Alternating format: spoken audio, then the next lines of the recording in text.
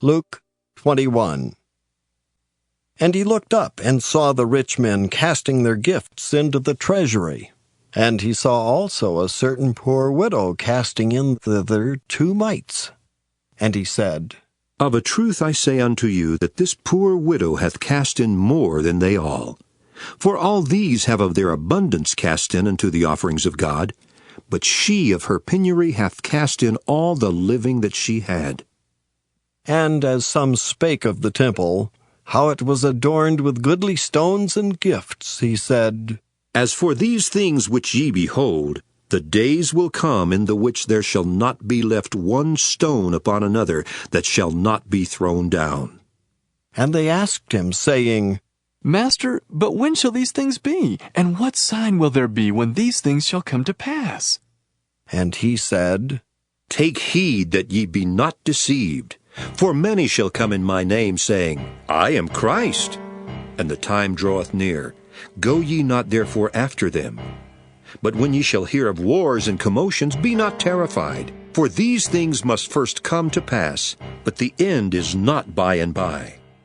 Then said he unto them, Nation shall rise against nation, and kingdom against kingdom, and great earthquakes shall be in divers places, and famines, and pestilences, and fearful sights, and great signs shall there be from heaven. But before all these, they shall lay their hands on you, and persecute you, delivering you up to the synagogues and into prisons, being brought before kings and rulers for my name's sake. And it shall turn to you for a testimony. Settle it therefore in your hearts, not to meditate before what ye shall answer. For I will give you a mouth and wisdom, which all your adversaries shall not be able to gainsay nor resist. And ye shall be betrayed both by parents and brethren and kinsfolks and friends, and some of you shall they cause to be put to death.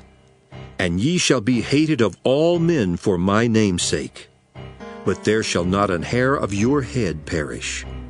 In your patience possess ye your souls.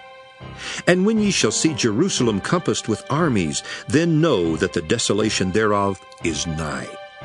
Then let them which are in Judea flee to the mountains, and let them which are in the midst of it depart out, and let not them that are in the countries enter thereinto.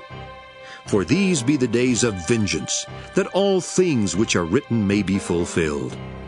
But woe unto them that are with child, and to them that give suck in those days. For there shall be great distress in the land, and wrath upon this people. And they shall fall by the edge of the sword, and shall be led away captive into all nations, and Jerusalem shall be trodden down of the Gentiles, until the times of the Gentiles be fulfilled.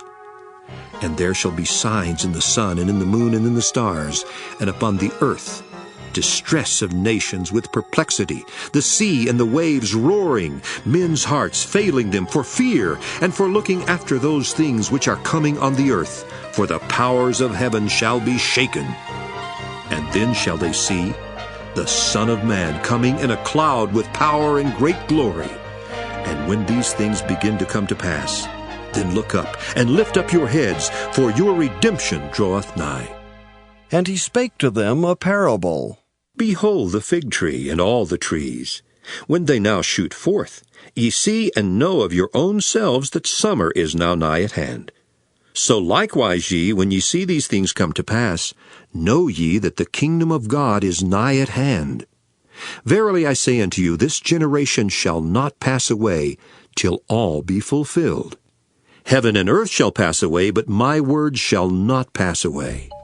And take heed to yourselves, lest at any time your hearts be overcharged with surfeiting and drunkenness and cares of this life, and so that day come upon you unawares.